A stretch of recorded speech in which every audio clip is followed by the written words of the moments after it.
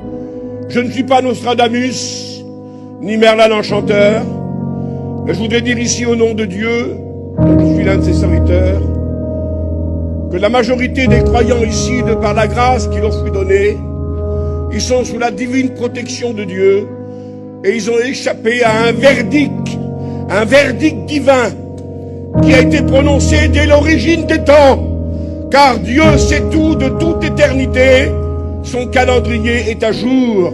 C'est lui qui a créé le monde, le mouvement, la respiration et l'aide. Et rien n'arrive sans que le Créateur le décide.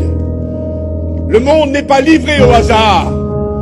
Ce sont nos politiciens qui nous dirigent, c'est sûr. Ce sont nos gouvernants qui nous dirigent, mais que sur le plan politico-social. Mais la vie elle-même est gérée par le Tout-Puissant Créateur. C'est Dieu qui a dans sa main ton souffle, dit la Bible. Et rien n'arrive sans qu'il ne le veuille. Le prophète le déclare.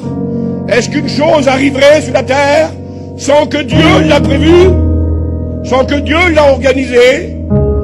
Rien n'arrive sans sa volonté. Mais le monde a tremblé et il est sur le point de trembler encore demain à cause des virus et des pandémies. Une pandémie microbienne est bien peut arriver d'une journée à l'autre et ça peut détruire une partie de la planète. Les mutants virus sont là, mes frères, et le monde craint une pandémie, la science craint une pandémie.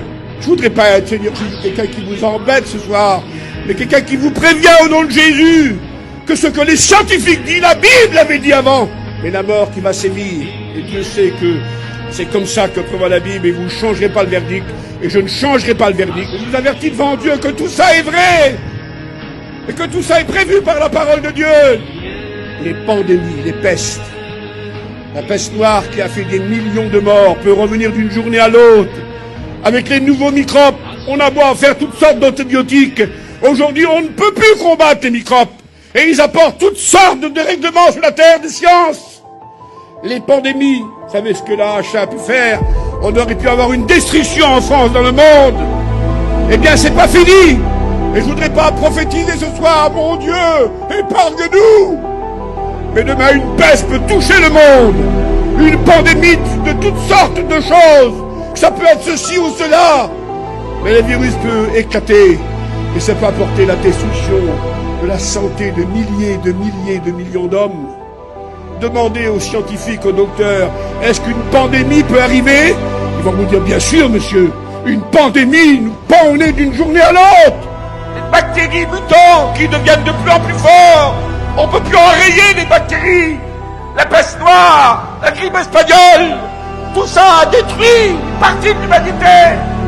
Et la science nous dit qu'on n'est pas à l'abri demain d'une pandémie de ce style-là. On veille constamment et on n'a plus la force de les combattre, car les bactéries se transforment en mutants, en rébellion. On en tue 10, il en revient 100. On en tue 100, il en revient 1000. La science a peur des pandémies. 21, 11. Il y aura des pestes. Toujours en prévision de la fin. Jésus prévoit il y a 2000 ans qu'il a dit ça. Il y aura des pestes. La plaie et l'infection sera purulente. J'enverrai la peste qui marchera et qui détruira. Les jugements de Dieu se feront par la peste et la contagion. Il n'y aura que plaie vive. Leur plaie sera mortelle, prophète Nahum. L'infection se répandra partout, dit le prophète Joël. La contagion marche contre vous, dit le prophète.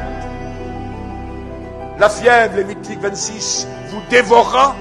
Prépare-toi, dit le prophète Amos 4:10, car l'infection arrive. Je vous affirme devant Dieu qu'on peut voir les préludes. Je vous affirme devant Dieu qu'on peut voir les assauts. Mais la grande réalité prévue par Jésus, par les prophètes et les apôtres, l'église de Jésus-Christ sera enlevée. Car c'est le danger qui menace le monde, des jugements de Dieu. Et je ne prends pas ça à la rigolade, je ne dis pas moi de ce qui va se passer demain. Nous avons une garantie, pourquoi? Parce que lorsque ça va arriver, nous serons au ciel. Et c'est Jésus qui l'a dit, et c'est Dieu qui l'a dit, et c'est les prophètes qui l'ont dit, et c'est les apôtres qui l'ont dit. Vous savez en quel temps nous sommes. C'est l'heure de vous réveiller du sommeil, car le salut est plus près de nous que lorsque nous avons cru. La nuit est avancée, le jour approche. Dépouillons-nous donc des œuvres des ténèbres et marchons comme en plein jour, loin des excès, de l'impudicité, de l'ivognerie, des querelles.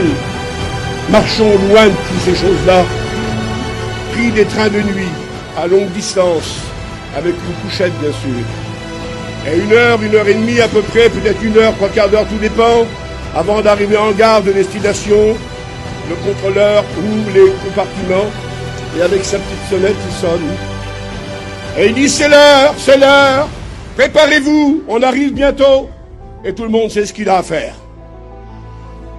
Je suis celui qui tient la cloche de Dieu ce soir pour vous. Et qui, au nom de Jésus-Christ, au nom de la Bible, vous dit, c'est l'heure, mes amis.